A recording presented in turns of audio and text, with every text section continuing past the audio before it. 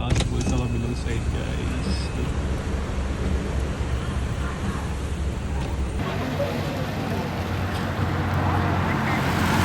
Hello guys, so yan, magbibigay lang ako ng updates patungkol dito sa status ng pagkakastrand ko dito sa NLEX ngayong araw, July 24. Nandito pa ako since 7 AM and right now it's already 5:45. Nagkaroon na ng konting progress. Pa southbound ako supposedly from 7 AM. Meron dapat akong PT unlock pero na-stuck na tayo dito, no?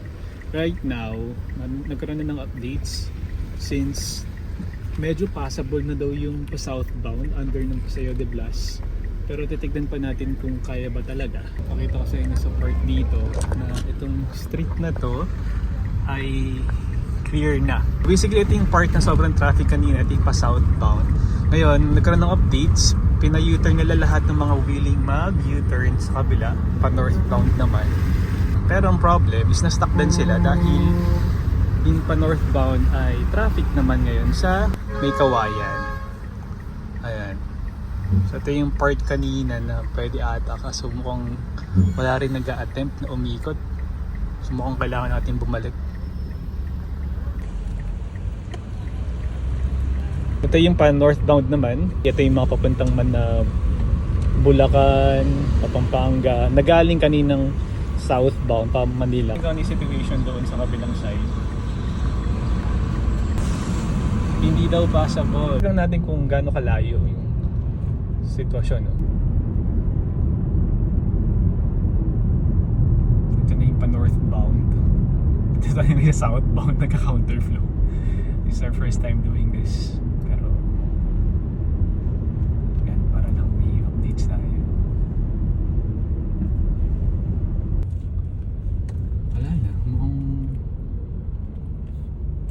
Pipila ba tayo dito or what?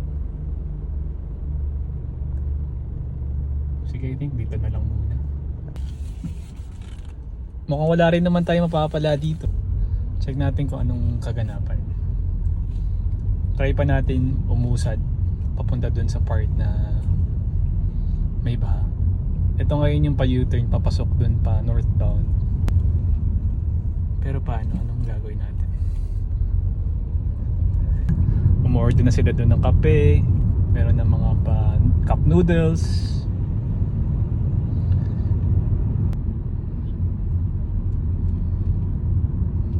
Ang tanong is hanggang anong oras kaya tayo magstay dito. Basically stranded talaga tayo kasi yung pa Manila hindi pa kaya. Ngayon yung pa Bulacan hindi rin pwede. So paano na?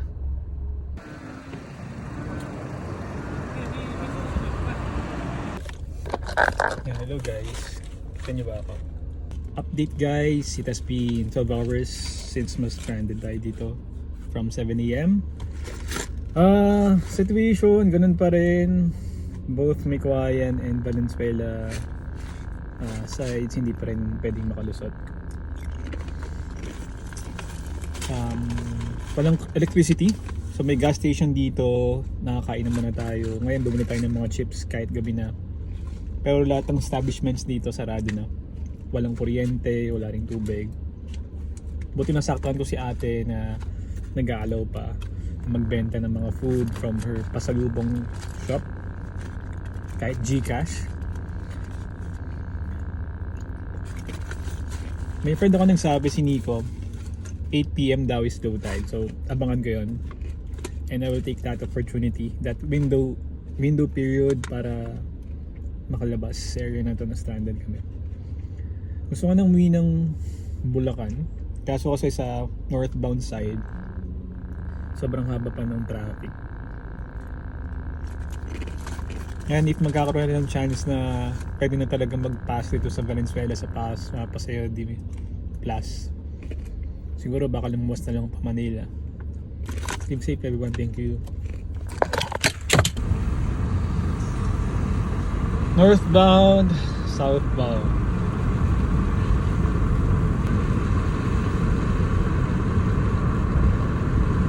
Ano nga ba status dito?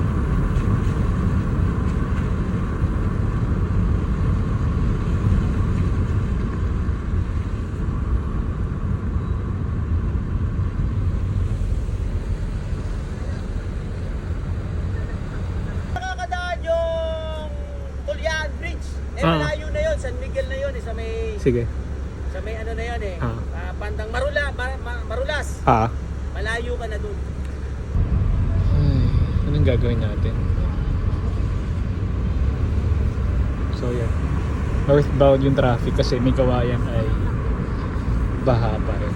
Pero itong kaninang part na may dumulubog ito, wala na. Ang subside na yung tubig. Ito yung mga sasakay na lubog kanino. Ay, so paano to? Now, ang gagawin natin, this is the situation. Going inside Manila or along LX going to Balintawak. I think we could enter Manila already. I think it's best not to go back to Bulacan for now, and maybe I could stay a night in Manila. This is like a ghost town.